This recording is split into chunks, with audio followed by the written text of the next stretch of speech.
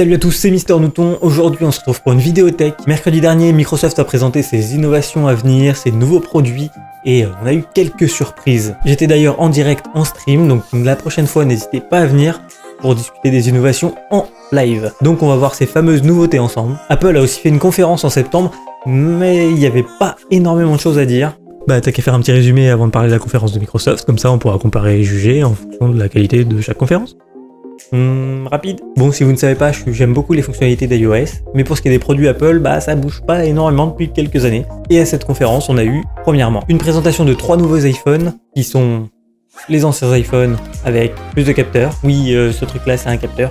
Plus de batterie, plus 1 sur le nom, oui, c'est l'iPhone 11 maintenant, et plus de prix. Donc sortie prévue le 20 septembre, c'est sorti à l'heure où je vous parle. Concrètement, l'appareil photo a l'air exceptionnel, donc c'est les retours qui en ont été faits. C'est la principale nouveauté de ces téléphones, avec également une autonomie annoncée de 5 à 6 heures de plus que les anciens iPhones. À part ça, c'est vrai que ça reste assez classique, la même forme de châssis, toujours le petit encoche, alors que la mode se fait de plus en plus à l'écran total. Non, pas à cet écran total. Ensuite, une nouvelle Apple Watch qui est comme l'ancienne Apple Watch, mais avec plus de couleurs, plus d'autonomie, plus d'écran allumé, oui l'écran reste allumé, et plus de prix. Oui, ça, un peu plus cher, il me semble. Elle obtient aussi des nouvelles applications comme Noise qui permet de connaître le bruit que font tes potes pendant la soirée. Donc on a un compteur de décibels, ou bien un cycle pour permettre de suivre son cycle menstruel. Troisième point, on a eu une présentation d'un nouvel iPad qui est comme l'ancien, avec plus de rien. La plus grosse annonce logicielle a été en fait iOS 13 avec l'arrivée d'un mode sombre. Non mais on n'est pas obligé de suivre. De SwiftKey pour pouvoir écrire sans lever le doigt de ton écran.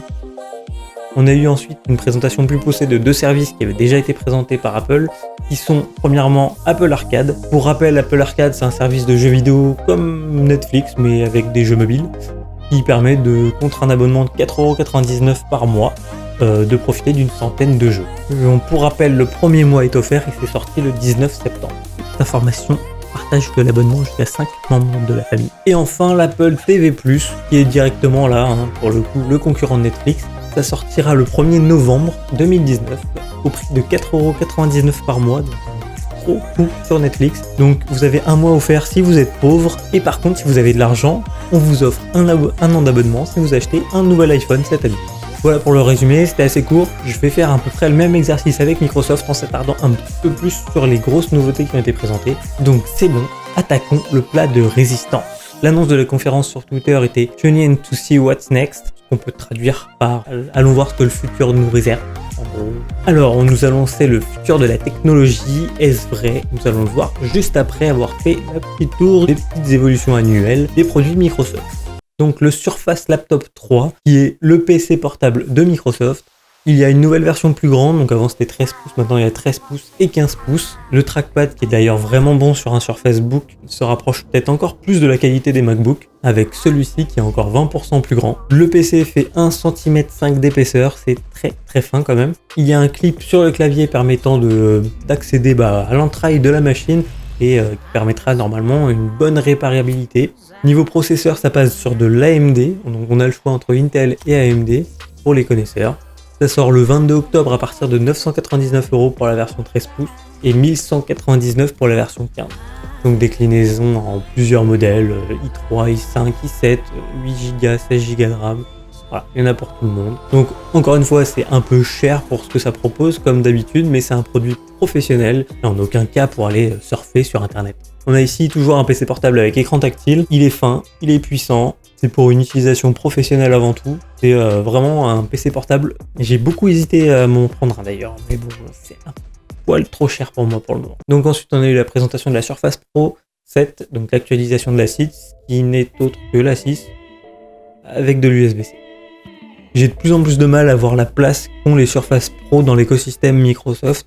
J'ai l'impression qu'elles se font un petit peu grappiller et un peu bouffer de tous les côtés, entre ceux qui veulent plus un PC portable qui partent sur des laptops et ceux qui veulent toujours cette association tablette qui passe plus sur des Surface Book ou Surface Go si on n'en a pas besoin d'une aussi puissante. Cette Surface Pro, elle arrive peut-être en fin de vie et vous allez voir pourquoi juste après. Donc concrètement, la Surface Pro est quand même un produit de qualité.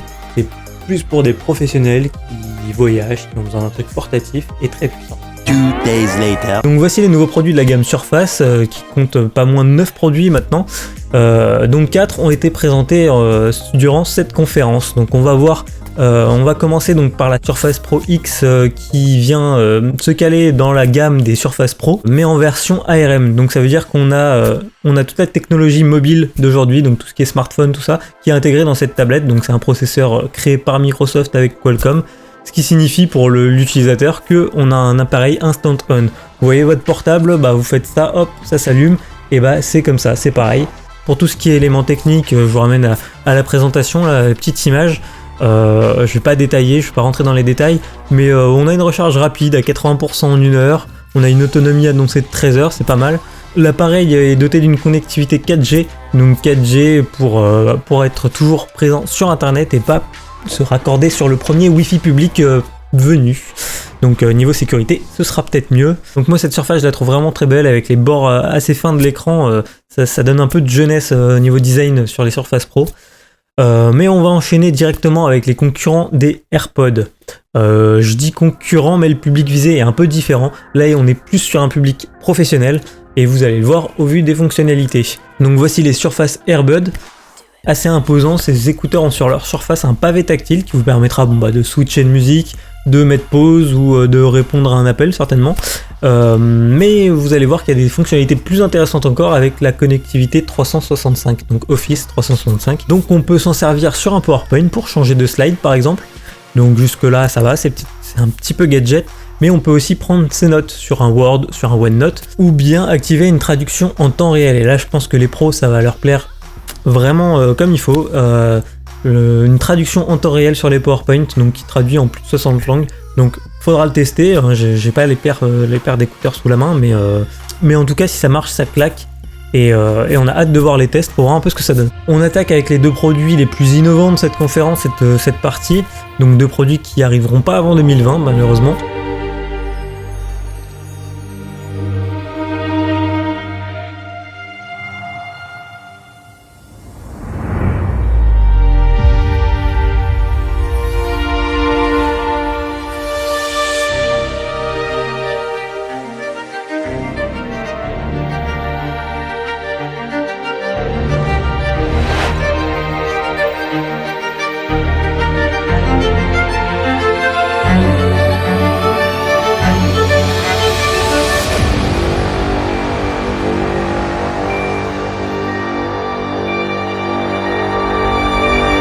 Et on commence par la Surface Neo. Donc vous voyez cette tablette à double écran qui veut combler toutes les utilisations d'un ordinateur portable et d'une tablette. Donc vous pouvez l'utiliser en tablette, retourner l'écran pour avoir une tablette un peu plus maniable. Vous pouvez regarder des vidéos tranquilles ou suivre un tuto cuisine en la mettant en petit chevalet. Mais aussi si vous voulez un PC, vous pouvez plier l'écran en deux, donc il y a la charnière qui résiste et du coup vous aurez votre clavier en dessous.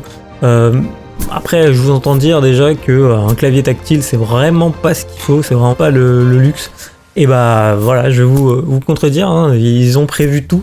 Ils ont un petit clavier magnétique qui vient se loger derrière la tablette, qui hop, on le retourne et hop, on a un clavier fonctionnel, donc vraiment un vrai clavier et qui est détecté automatiquement par l'appareil. C'est vraiment impressionnant. Et donc du coup, vous pouvez épingler Netflix, YouTube ou Twitch pour nous regarder tout en travaillant. Et si vous avez besoin d'avoir une souris, votre souris sans fil n'a plus de batterie ou que sais-je, vous avez juste à pousser ce petit clavier, hop, un pavé tactile apparaît, donc qui simule une petite souris, donc forcément ce sera moins qualitatif qu'un vrai PC portable, que le vrai pavé tactile d'un PC portable. En tout cas, je pense moi que ce sera moins confortable, mais en tout cas, c'est vraiment là. Il y a vraiment toutes les fonctionnalités disponibles dans cette tablette PC vraiment très innovante. Donc pas plus d'informations pour le moment, on sait que ça arrive en 2020, donc à suivre. Et on va passer dans le même esprit sur le dernier produit que Microsoft a présenté, qui se souvient des Windows Phone. Donc moi j'en avais un 950, je pourrais vous laisser répondre, mais vous n'êtes pas là présentement avec moi. Enfin, ça a été assez vite abandonné finalement, par manque d'application, par manque de conviction de Microsoft, malheureusement, ou pas d'ailleurs. Vous aimez ou vous n'aimez pas, peu importe, Microsoft en tout cas se relance dans le monde des smartphones. Donc il se relance avec ce smartphone qui a été présenté, donc le smartphone qui fait un petit peu petite sœur de la Surface Neo et qui s'appelle la Surface Duo. Donc on voit un smartphone à double écran avec une charnière, donc ça évitera tous les casques qu'on a pu revoir sur les Samsung. Et ce n'est pas tout, donc le design n'est pas définitif, on nous a affirmé que c'était un prototype, que le design final viendrait plus tard. Notamment on voit qu'il n'y a pas de caméra à l'arrière, ça me paraît un peu bizarre. Enfin bref, on voit ici un téléphone qui ressemble à un Windows, mais détrompez-vous, vous qui aimez vos applications Google, vos applications disponibles sur le Google Play, réjouissez-vous, ce portable a été présenté en partenariat avec Google. Donc on aura un vrai Android dessus qui sera un peu modifié pour simuler une interface Windows et une expérience Windows complète. Donc à voir, je pense pas qu'on puisse faire tourner des applications Windows. En tout cas, ce smartphone est le signe que Microsoft rejoint une nouvelle fois le monde du mobile. Cependant, ils ont abandonné leur système d'exploitation au profit d'Android. Alors, coup de poker ou pas, nous saurons pas tout de suite parce que cet appareil est prévu fin 2020. Donc après, niveau tarif, je pense que ce sera aussi très élevé. Ça s'apparente aussi pour les pros, donc on a beaucoup de fonctionnalités pour les pros avec PowerPoint d'un côté, une conférence Skype de l'autre. On a aussi vu une petite utilisation de jeux vidéo, vu qu'on est sur Twitch, on va pouvoir en parler, une utilisation du xCloud, donc on a l'impression qu'il tient son portable un peu comme une DS à double écran, en faisant tourner Forza Horizon 4. Donc l'écran du bas sert de manette ici, à voir si certains jeux pourront profiter de ce double écran, si l'appareil rencontre un certain succès. Donc à suivre, ça sort pas tout de suite, fin 2020, et je pense que Microsoft a encore de belles choses à nous montrer. Moi, je pense pas qu'il y ait qu'un seul portable dans les bacs. Une gamme de portables serait plus logique plutôt que de lancer un fer de lance comme ça. À voir, peut-être que je me trompe totalement. Bon voilà, on a fini avec les produits de la conférence Microsoft. Je sais pas ce que vous en avez pensé. Donc les deux derniers produits sont vraiment très innovants. Moi, ça m'intéresse beaucoup. À voir, ça sortira pas tout de suite. On aura d'autres infos d'ici là. Je pense vraiment qu'il y aura toute une gamme de portables et pas seulement un seul téléphone qui vont sortir. En tout cas, on verra ça. N'hésitez pas à me dire ce que vous en pensez, vous, dans les commentaires. Donnez vos petits avis sur ces produits. Des produits très chers, mais qui sont sur un public très professionnel. N'hésitez pas à vous abonner, à lâcher le petit like, petit commentaire, ça fera toujours plaisir. Nous, on se retrouve pour une prochaine vidéo. Allez, salut!